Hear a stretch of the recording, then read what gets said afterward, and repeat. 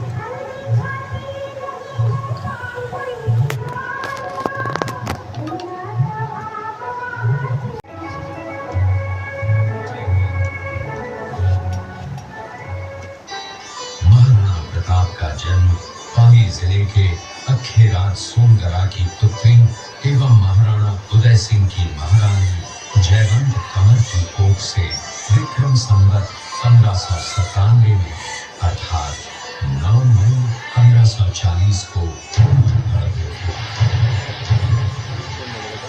बाल्यकाल चित्तौड़गढ़ में गुजरा।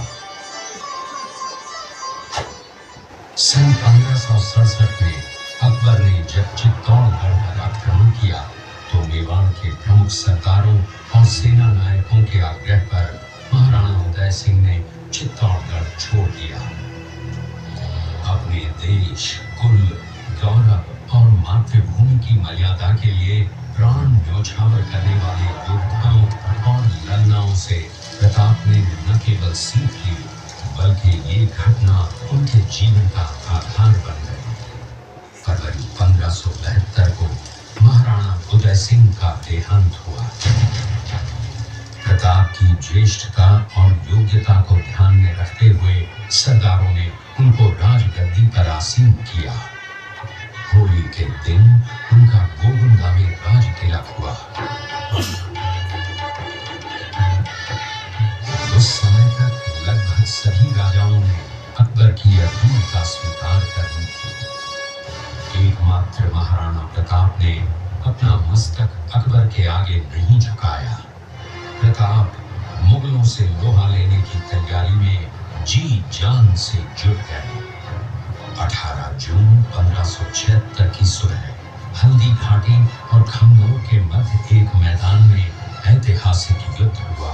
महाराणा प्रताप की सेना गोगुंदा से हल्दी घाटी पहुंची, जबकि सेनापति मानसिंह के नेतृत्व में मुगल सेना ने हल्दी घाटी के ठीक नीचे मैदान में अपना मोर्चा जमाया। मुगल सेना के हरावल दस्ते द्वारा घाटी में घुसपैठ करने के प्रयास की प्रतिक्रिया स्वरूप मुगलों पर टूट पड़ी। प्रताप के हरावल सैन्य दलों का नेतृत्व पठान हाकिम खान सूद कर रहे थे। भीलू राणा, जो राणा पूंजा के नाम से भी जाने जाते हैं, उनके नेतृत्व में भील आदिवासियों ने गोरिल्ला पद्धति से युद्ध करते हुए मुगलों के छक्के छुड़ा दिए। देखते ही देखते शाही सेना में खलबली मच गई। रक्त तलाई घोड़ों के टापों, हाथियों की चमगादड़ों और तलवारों की झंकारों से गूंज उठी। चारों तरफ हाहाकार मच गया। युद्ध का घटनाक्रम अचानक उस समय बदल गया जब प्रताप ने अपने घोड़े चेतक को एड़ लगाकर मानसिंह के हाथी पर चढ़ा दिया और उस पर भाले से भरपूर वार किया। मानसिंह हौदे में दुबक गया। हाथी से उतरते समय चेतक की एक टांग कट गई। इस स्थिति को भांपकर महाराणा प्रताप के हमशक्ल सेनापति झालामान ने महाराणा प्रताप से आज्ञा लेकर उनका राजमुकुट धारण किया। मुगल सेना झालामान को महाराणा प्रताप समझकर इन पर टूट पड़ी और झालामान शहीद हो गए। 5 किलोमीटर तक 3 टांगों पर ही लेकर एक बरसाती नाले को पार किया। उसके पश्चात उसके प्राण पखेरु उड़ गए। इस युद्ध से महाराणा प्रताप के मन पर गहरा प्रभाव पड़ा। परिणाम स्वरूप उन्होंने मुगलों पर विजय प्राप्त करने तक राजसी ठाट बाट छोड़ने और पत्तों पर भोजन करने का प्रण लिया, जिसे उन्होंने जीवन भर निभाया। महाराणा प्रताप ने अपना सैन्य बल बढ़ाकर सर्वप्रथम अरावली पर्वत की घाटियों में बसे दिलेर पर चढ़ाई कर विजय प्राप्त की। इसके बाद कुंभलगढ़ पर भी विजय प्राप्त की। सिर्फ चित्तौड़गढ़ को छोड़कर सारे मेवाड़ को अपने अधीन कर लिया। कालांतर में महाराणा ने चावंड में अपनी राजधानी स्थापित की। 19 जनवरी 1597 को राणा प्रताप ने मात्र 57 वर्ष की आयु में इस संसार से प्रयाण किया।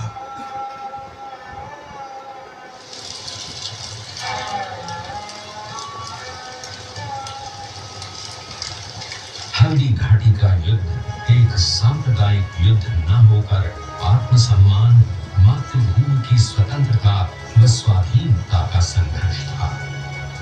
इसका प्रमाण ये है कि जहां पर अकबर की सेना के सेनापति जयपुर के राजा मानसिंह थे, वहीं पर महाराणा प्रताप की सेना के सेनापति काबुल के हाकिम खासूर थे। महाराणा प्रताप स्वतंत्रता की वेदी पर एक ऐसा अंगारा था जो आत्मसम्मान व देश गौरव के लिए दिन रात जलता रहा, धधकता रहा और अंत में बुझकर भी उसने देश में ऐसा लौह भर दिया जिसकी प्रखर किरणों ने भारत माता को गुलामी की जंजीरों से मुक्त कराने के लिए सदा प्रेरित किया।